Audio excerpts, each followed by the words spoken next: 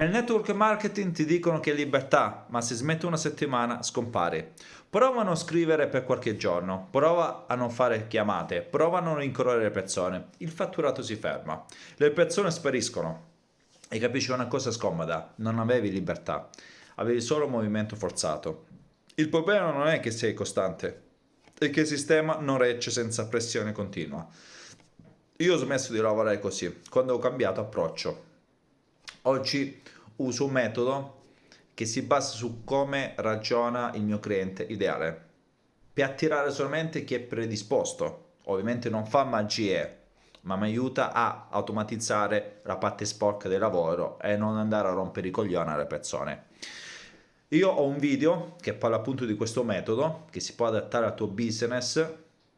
Se lo vuoi vedere, se vuoi capire come funziona senza impegno, manda un messaggio in privato con scritto video.